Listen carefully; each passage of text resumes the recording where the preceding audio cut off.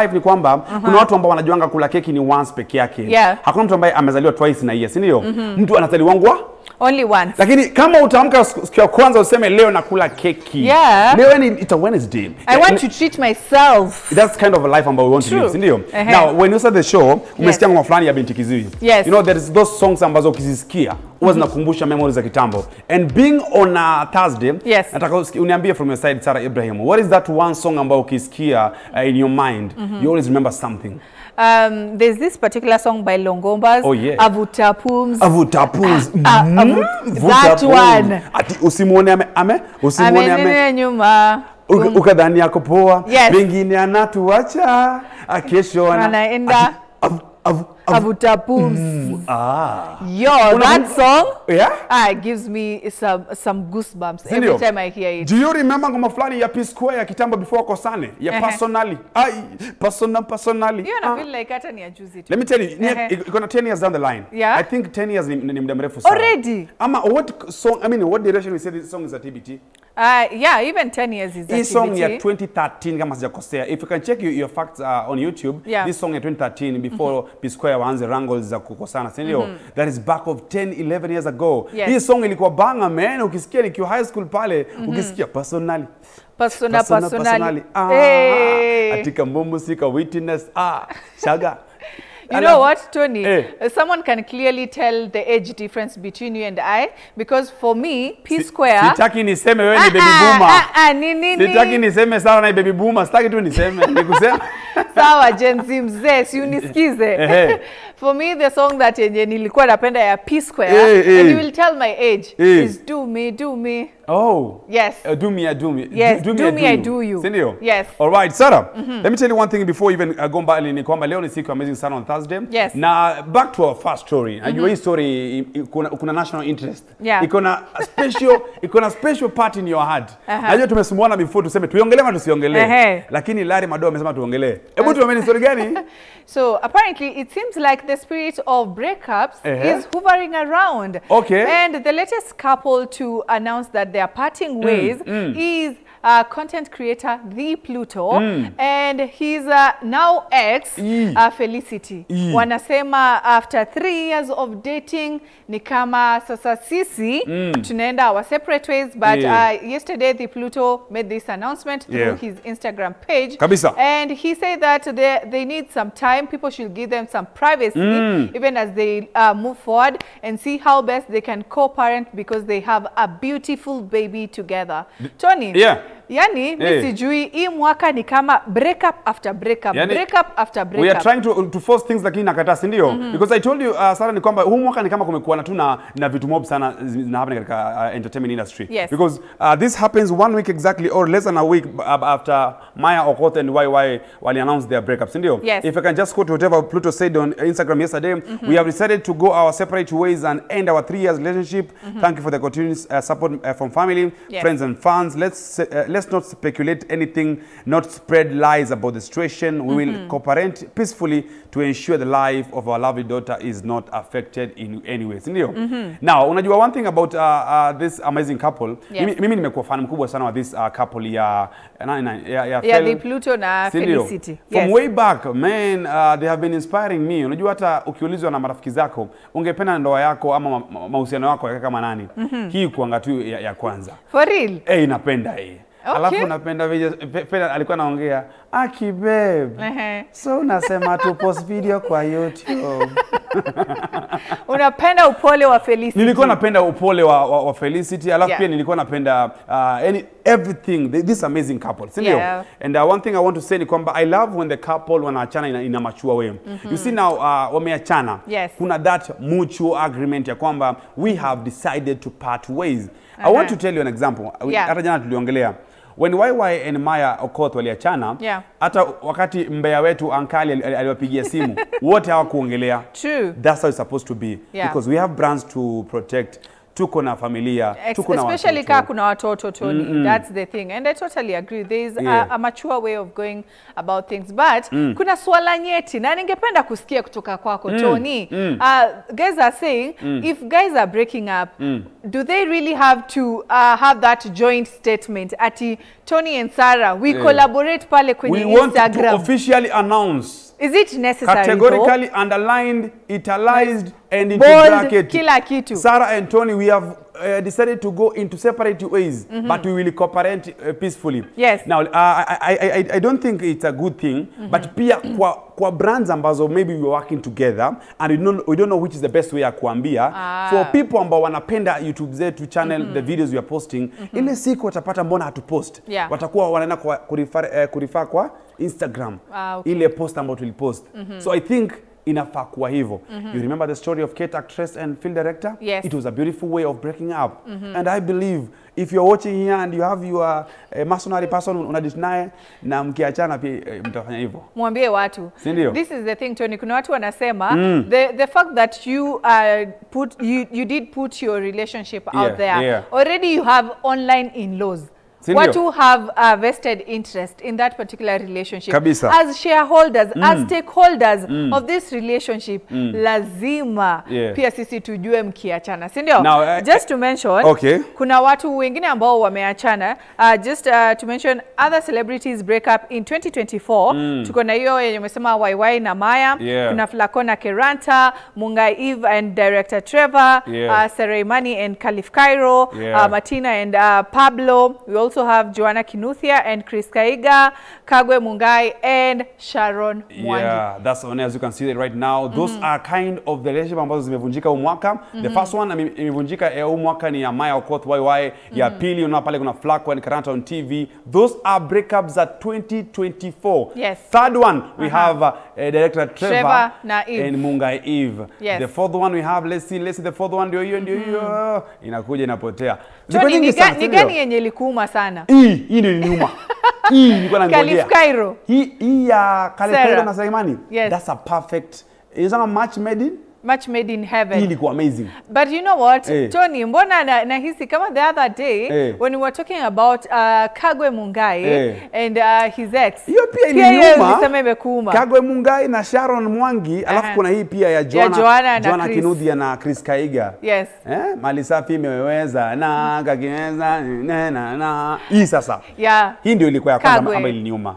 Manze, after yani vile alipikiwa mpaka akafunzwa Kikuyu, akamlia ngoma ya Kikuyu. Those are 6 breakups za ma-celebrity, za ma-celebu huu mwaka. Sindio? But you know one thing, Tony, even as we move away from this particular story, one takeaway that I'm taking from all these breakups at times in life, you know, we try to force things. Manze kama vitu zimekataana doesn't mean we need to be enemies. Let's just put our ways na tuendelee na maisha yetu, sindio? Kabisa. Isikuwe ati ni vita, tusione watu wanachomana huku, watu wanafanya imagine if things are not working out, let's just put our ways mutually. Sindio? Sarah, yes. Sasa umesema kwamba Kenya it's a national striking country. It's a striking nation, sindio? Yes. Now, jana ulikuwa travel jana by the way. Guys, jana hamkuona Sarah hapa. Tell them. Yesterday, I know you guys didn't saw Sarah on air. Yesterday, Sarah was among these guys on air, as you can see right now. Sarah was traveling to Dubai yesterday, but ilibidi Sarah a cancel flight yake because kulikuwa na national strike ya wafanyikazi wa pale uwanja wa ndege, si ndio?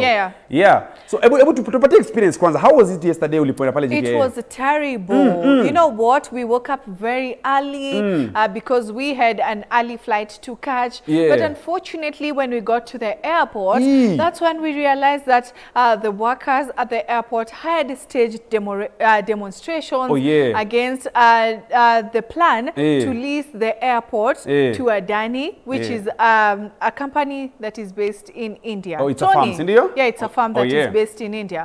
It was traumatizing, to say the least. And some of us missed big opportunities. So, you know, Sarah, kitu ambayo inaniuma ni kwamba you are traveling to Dubai for a business deal ama ilikuwa tu ni family No, it was a business trip. Oh, so you had to cancel? I had to cancel and postpone. This is a question I'll have to pose you. Yeah. Should we strike for something serikali fanyike? Because yesterday after the government, the workers wake, kama sijakosea, that is Kenya Airport Authority, walipogoma, si ndio? Yes. Ilibidi mpaka jioni ni David Chichir, the waziri, wakuwe na meeting, ndio meeting, the strike ikue called off. Yes. Is it a must tutoe kidogo tishio ndio ikue tusikizwe? Unfortunately, I feel like that's where we are that's at the way as to a go. country. Tony, if I need to remind you and other Kenyans, if you remember the finance bill, what you were ground already was saying, we don't want this finance bill. Right now, guys are saying, we don't want that deal with Adani. But the government is still pushing. Do they have to wait until people get to the streets for you to listen to them? Already people are saying, if it's online, end up online, people are like, we don't want this. For them, I don't think that's the way we should go, but unfortunately, hapo ndio tumefika kama nchi. And Tony, you remember just 1 week, sorry for cutting you short, you remember just the other week, walimu waligoma? Yes, there was that. It happened. Right now, pia kuna 7 days, nitonga ultimatum, ile ya Pastor Nganga. 7 days ultimatum ya ni walimu wa mama nani? Yes. Wasu, sindio? That is Union of University, universities, sindio? Yes. So let me tell you, I think it's a must to toa tishio kwa serikali ndio kitu kifanyike. But it's unfortunate. I don't think that should be the case. Kwa sababu watu washasema. And you see, like for Wasu, they are saying that unfortunately, Tony, even when KA called off the strike jana, the workers at the airport, this is the thing. Wataenda wakuwe na memorandum of understanding. They sign it. Watasema, these are our demands. MOU. This is what we need. Yes, MOU. So for them, wakienda wa sign, and then the government does not meet those requirements zenye wao walipeana na wakakubaliana, si tunakubali kwenda kazini, but we want kama ni salary yetu, kama ni medical ya watu ikuwe taken care of. Those are the things that people are asking for, but unfortunately unapata serikali mwisho wa siku things don't go as people had agreed, and it's unfortunate. Hatufai kufika hapo. But one thing, as you can see right now in the country, kuna migomo mingi sana. Kuna hii imehappen juzi ya jana uwanja wa ndege, kuna walimu, kuna hii ambayo ina happen in 7 days ya university. Let me tell you one thing, allow me to give shout out to Gen Z. This is a thing ambayo Gen Z wanafaa open flowers zao. It's good giving someone flowers akiwa high. Let me tell you, Gen Z ndio wamefanya hii mambo yote. Nasema ndio pesetas. Finance bill iliangushwa. Nini hizi fanyika? Nini ingine hizi angushwa? Ikiwa ilibidi president address mara 4 State House. Unaingia tu asubuhi, unapata K24 digital. President Ruto is set to address the nation at 1 p.m. Natulia kwa TV. Four times. Just a small, a group of youth ambao walipiana. Indongaje beautiful complaints. Yes. Sindio? Yeah, Tony. Vile umesema, and even from the title, a striking nation, tulikuwa na madaktari usisahau. So do we need... madaktari.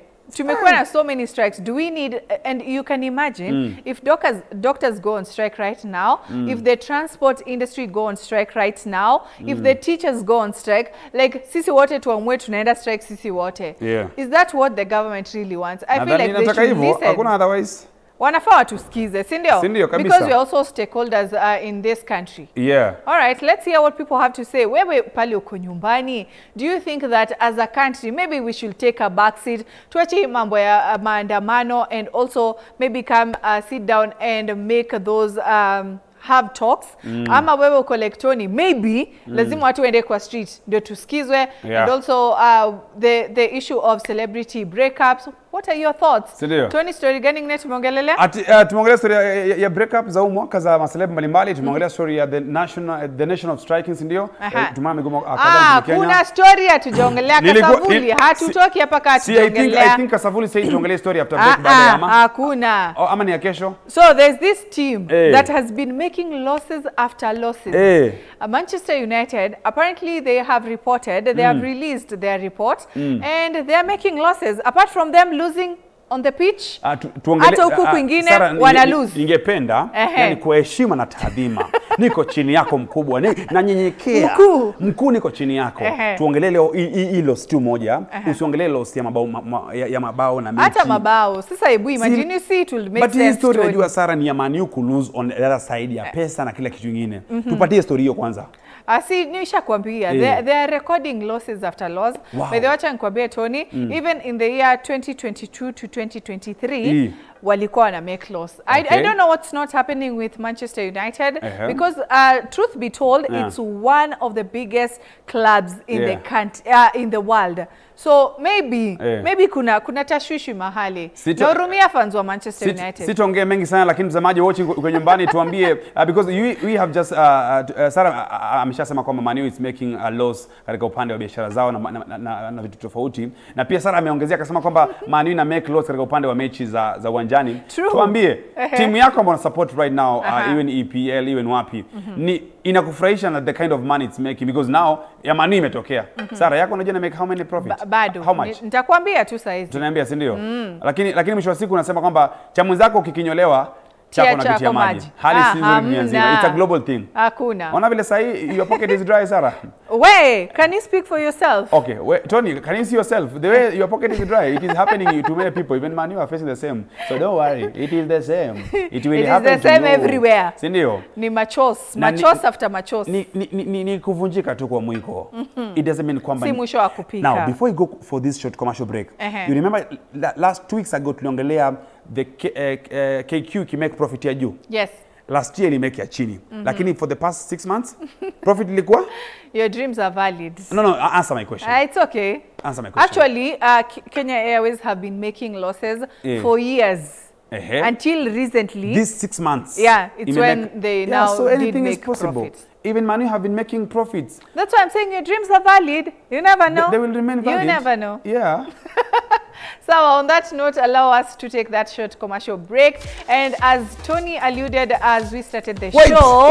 Wait. Nini? Alluded. Yes.